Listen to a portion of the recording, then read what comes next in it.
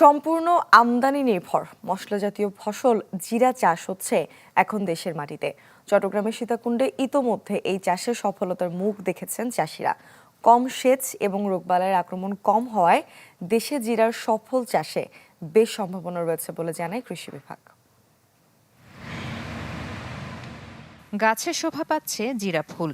ভারত, তুরস্ক, Syria, Iran ও আফগানিস্তানে উৎপাদিত মশলা জাতীয় এই ফসল এখন চাষ হচ্ছে দেশের মাটিতে।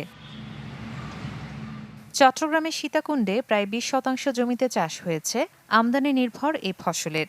দেশে জিরা আমদানি নির্ভরতা কমাতে মশলার উন্নত জাত ও প্রযুক্তির সম্প্রসারণ প্রকল্পের সহযোগিতায় এই চাষ হয়েছে। প্রথম চাষে পর্যাপ্ত ফুল ফুটেছে জিরা গাছে।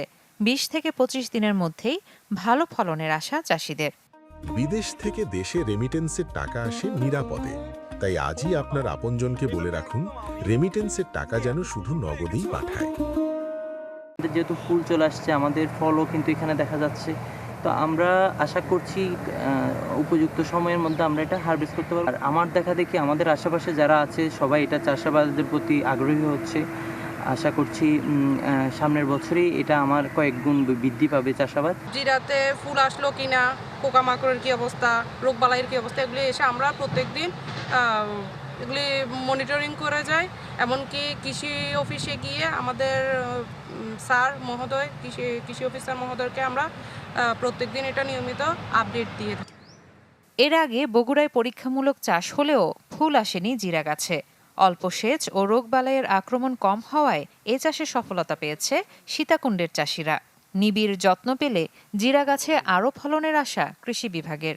আশা করছি এই চাষটি সম্প্রসারিত হবে, কেননা আমাদের এই পার্শ্ববর্তী সীতাকুণ্ডের যেসব জায়গাগুলো রয়েছে এখানে দোআঁশ থেকে বেলে দোআঁশ যে মাটি এবং উঁচু জমি আছে, সেই জমিগুলোতে সহজেই জিরা চাষ করা সম্ভব। আর জিরাতে পানির পরিমাণ খুবই কম লাগে। এটা কিন্তু একটা সম্ভাবনাময় গ্রহ। অদূর ভবিষ্যতে হয়তোবা এই জিরাটা আমরা চাষ করে সারা বাংলাদেশে ছড়াই দিতে পারবো ইনশাল্লাহ। আমরা দেখি, আমরা ওই কৃষকের মাঠেও যাব। আর আমাদের যে বাড়ি যে এরিয়া এক রয়েছে সেটাও ওই কৃষককে আমরা বলবো যে আপনারা এই পাশাপাশি এই বাড়ি যে একও লাগান, সেটা কিন্তু আমরা ফল সাকসেসফুলি আমরা পেয়েছি। দেশে জিরার বার্ষিক চাহিদা 27 থেকে 28 হাজার টন, যার পুরোটাই আমদানি করতে হয়।